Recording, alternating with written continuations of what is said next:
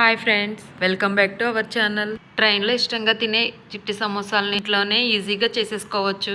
ఇంకా ఛానల్ని సబ్స్క్రైబ్ చేసుకొని వాళ్ళు త్వరగా సబ్స్క్రైబ్ చేసుకోండి friends. Please support my channel. ఇప్పుడు ప్రాసెస్లోకి వెళ్ళిపోదాం. ముందుగా మిక్సింగ్ బౌల్లోకి ఒక కప్పు మైదా, నెక్స్ట్ దాంట్లో ఒక కప్పు గోధుమ పిండి వేసేసుకుని, పిండిలో టేస్ట్కి సరిపడగా సాల్ట్ వేసేసుకుని 2 స్పూన్స్ వరకు ఆయిల్ వేసేసుకుని, ఆయిల్ అంతా పిండికి పట్టేలాగా ఈ విధంగా మిక్స్ చేసేసుకుని, నెక్స్ట్ కొంచెంగా వాటర్ పోసుకుంటూ చపాతీ ముద్దలాగా సాఫ్ట్గా కలిపేసుకుని పక్కన పెట్టేసుకోవాలి. నెక్స్ట్ స్టఫింగ్ కోసం ఒక మిక్సింగ్ బౌల్ తీసుకొని, మిక్సింగ్ బౌల్లో 2 మీడియం సైజు ఆనియన్స్ని చిన్నగా ముక్కలు కట్ చేసుకుని వేసుకోవాలి. ఆనియన్స్లో కరివేపాకు, 1/2 టీ స్పూన్ ధనియా పౌడర్, 1/2 టీ స్పూన్ జీరా పౌడర్, టేస్ట్కి సరిపడినంత సాల్ట్, 1 టీ స్పూన్ కారం, 1/2 స్పూన్ పసుపు, ఇవన్నీ కలిసేలాగా మంచిగా మిక్స్ చేసేసుకుని పక్కన పెట్టేసుకోవాలి. ముందుగా కలిపేసి పెట్టుకున్న పిండి ముద్దని రౌండ్గా బాల్స్ లాగా చేసి పెట్టుకోవాలి. ఈ పిండి ముద్దల్ని ఒక్కొక్కటిగా ఒత్తుకోవాలి. వీలైనంత పల్చగా ఒత్తుకోవాలి. అన్ని వైపులా ఈక్వల్గా ఉండేలాగా ఒత్తుకోవాలి పల్చగా. ఈ వీడియోలో చూపించిన విధంగా ఇలా పల్చగా ఒత్తుకున్న తర్వాత స్టవ్ మీద పెనం పెట్టుకుని, పెనం హీట్ అయిన తర్వాత రెడీ చేసి పెట్టుకున్న చపాతీలని పెనం మీద వేసుకుని 2 సైడ్స్ లైట్గా ఫ్రై చేసుకోవాలి.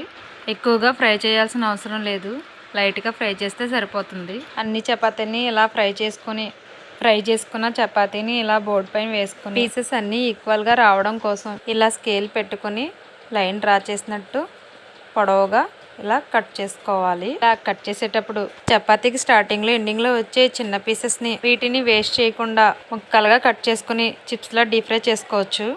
అన్ని పీసెస్ ఈక్వల్గా వచ్చేలాగా ఇలా కట్ చేసుకోవాలి. ఇలా కట్ చేసుకుని పెట్టుకోవాలి.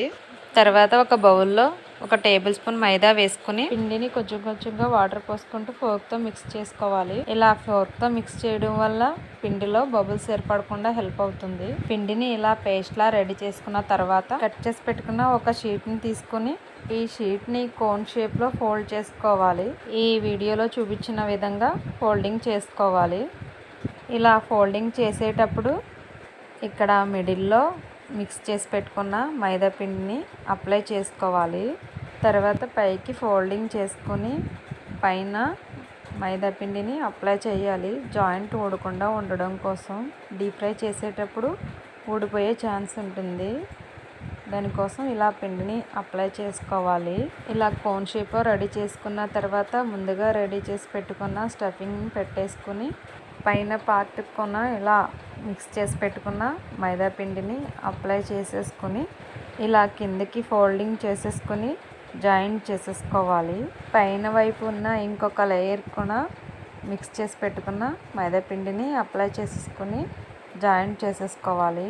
అంతే, రిమైనింగ్ షీట్స్ని కూడా ఇదే ప్రాసెస్లో ప్రిపేర్ చేసుకోవడమే.